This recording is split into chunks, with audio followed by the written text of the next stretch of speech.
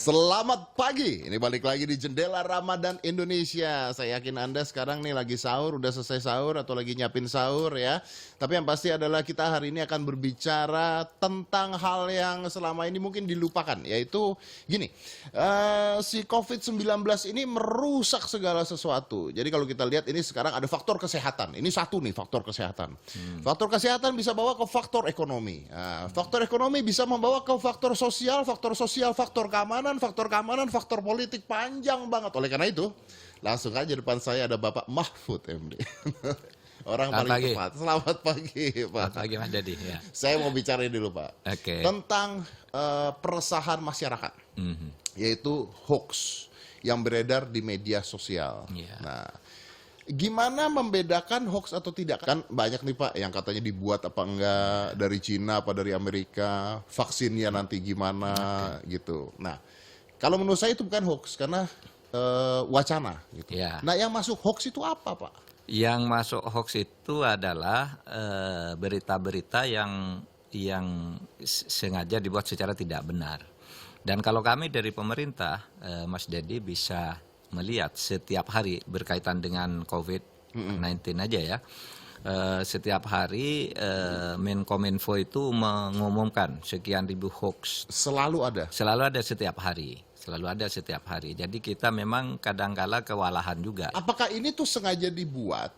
Ada adegan agenda politiknya atau orang iseng? Ada yang memang orang punya agenda politik tertentu, selalu menyalahkan apa yang dilakukan oleh pemerintah. Itu apapun yang dilakukan pemerintah salah lah gitu. Tapi ada yang memang orang iseng yang bergurau-gurau dan sebagainya. Ini menarik Pak, saya mau bertanya gini Pak, tentang penghinaan atau juga maksudnya pasal ITE. Ini hoax atau tidak? Ya. Karena setahu saya banyak sekali berita kemarin saya baca, maaf kalau saya salah ya, jadi correct me if I'm wrong. Misalnya orang ini ditangkap karena menghina presiden, Ya, penghinaan presiden. tahu ya. Setahu saya Pak, tidak ada undang-undang pasal penghinaan presiden itu ditangkap. Karena undang-undang tersebut sebenarnya tahun 2006 itu sudah dibatalkan. Iya. Yang ada adalah rancangan undang-undang. Kenapa orang ini ketika menghina presiden masih bisa ditangkap? Bukan karena menghina presiden dia ditangkap. Itu kan hoaxnya yang mengatakan bahwa ini ditangkap karena menghina presiden. Artinya bukan penghinaan presiden yang akan ditangkapkan. Bukan. Karena hoaxnya, bukan karena menghina presidennya. Misalnya kalau saya bilang, wah Pak Presiden ini korupsi nih, pasti nih, itu bisa ditangkap ya? Bisa ditangkap. Karena itu hoax ya? Iya hoax, bisa untuk membuktikan itu berita bohong. Nah, apakah mereka ini pembuat hoax ini ditangkap? Ada yang ditangkap. Apa yang membedakan antara yang ditangkap dan tidak ditangkap? Yang bedakan antara ditangkap yang mengandung tindak pidana. Satu berita bohong yang kemudian meresahkan. Mumpung Pak Mahfudnya ada di sini, membebaskan narapidana. Pertama bahwa itu memang diusulkan dan disetujui di rapat kabinet. Oke. Itu aja yang penting. Soal implikasi lain tuh nantilah. Nantilah ya. Setiap orang bisa berbeda. Bisa. Pendapat boleh kan? Iya, Karena ada boleh. kata apakah gitu ya Pak ya. Iya, Betul. Oke. gitu. Tapi apakah itu meresahkan masyarakat? Iya Pak. Nah, Iya, meresahkan masyarakat. Oleh sebab itu sebagai implikasi. Tapi kalau Anda mencoba memahami, di penjara itu orang itu tidur harus bergantian. Kalau Anda mau tidur 2 jam, yang lain duduk dulu. iya, karena kurang penuh. tempatnya. Penuh gitu sehingga diambil keputusan waktu itu kalau orang sudah 2/3 menjalani hukuman atau umurnya sudah 60 lebih gitu, udah dikeluarkan gitu. Itu diusulkan dan tidak terjadi perdebatan. Tapi ketika itu merembet ke soal koruptor, itu jadi rame. Karena memang tidak pernah kita berpikir membebaskan koruptor itu. Kemarin- Sejak Sejak dulu. dulu tidak ada Sejak ya? tahun 2016 kan sudah pernah mau dikeluarkan, kita tolak. Pak Mahfud, menarik sekali ketika kita bicara tentang PSBB. PSBB ya. PSBB. Saya itu adalah orang yang setuju, nih Pak ya. Ya. Saya adalah orang yang setuju, beda pendapat boleh ya. Boleh. Saya adalah orang yang setuju lockdown. Saya Ya. adalah orang yang setuju lockdown di awal-awal wabah datang. Ya. Tapi saat ini percuma. Menurut saya loh, Ya, gitu. Karena udah tersebar kemana-mana. Nah yang jadi masalah ini kan Pak, sekarang kalau masyarakat ini bingung Pak. Kenapa bingung? Kalau saya melihat ke atas, pemerintah ini kok kayaknya kalang kabut Pak. Ya. Si A ngomong ini, si B tidak setuju, si C punya pendirian sendiri. Dari Pak Mahfud yang mengatakan bahwa pelonggaran PSBB, Pak Budi Karya mau mengeluarkan lagi kebebasan. Hari ini kayaknya sudah bebas keluar. ya, sudah keluar lagi gitu. Tapi ada orang-orang yang mengatakan ini salah. Tapi begini, itu biasa saja gitu. Apakah ada negara yang tidak kalang kabut menghadapi COVID-19? Tidak ada kan? Tidak ada. Apakah sekarang ada negara yang konsisten lockdown? Tidak ada juga.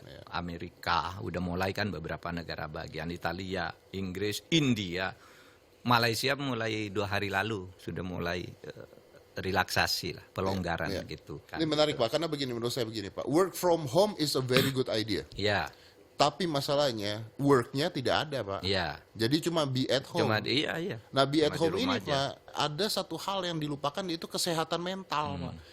Orang bisa stres loh Pak di rumah tuh Pak, nggak ngapa-ngapain karena nggak ada kerjaan ya. Kecuali orang-orang yang punya Ya. kerjaan. Jadi ini kan harus ada pilihan. Ya. Kalau sekarang kita tanya ke masyarakat, mungkin masyarakat, ayo Anda pilih keluar dengan resiko corona atau di rumah kelaparan, orang bisa pilih keluar loh Pak. Iya. Iya, itulah yang kemudian difikirkan. Pada waktu itu kan ada desakan agar lockdown. Termasuk tadi Mas Dedi, termasuk yang itu kan bagian yang mendesak, yang setuju dengan lockdown. Di itu awal dulu, Pak, di awal Januari Pak. Iya, makanya. Waktu pemerintah kita, waktu orang Indonesia Betul. masih Waktu ada Italia mengerikan, di sana mengerikan, kita semua lockdown. Pemerintah didesak-desak. Sudah itu membuat PSBB kan, Nah ternyata kasihan juga anak-anak yang di sekolah juga belum tentu belajar semua. Ada yang malu karena teknologinya tidak Nggak bisa ada. mengikuti, ya kan. Nah, itu kemudian timbul pemikiran, oh kalau begitu perlu ada pelonggaran. Nah, pelonggaran itu prinsipnya tidak melanggar protokol COVID-19. Gitu. masker tetap. Iya, sebenarnya gini Mas Dedi, banyak orang yang sekarang ini hanya tidak mau melawan arus dan tidak mau berdebat kusir gitu. Yang rasional itu mengirim ke saya, itu Bapak paling benar itu dalam situasi begini. Ini hasil diskusi para ahli tanggal sekian gini yang ikut ini, memang harus gitu. Tapi ya biar aja masyarakat kan berdebat dulu, ini negara demokrasi. Ya, berdebat itu boleh dan Iya, biasa dan berdebat wajar boleh, ya Pak biasa ya. wajar. Pertanyaan selingan Pak, Bapak ini stres nggak sih ngadepin ini? Semula stres saya.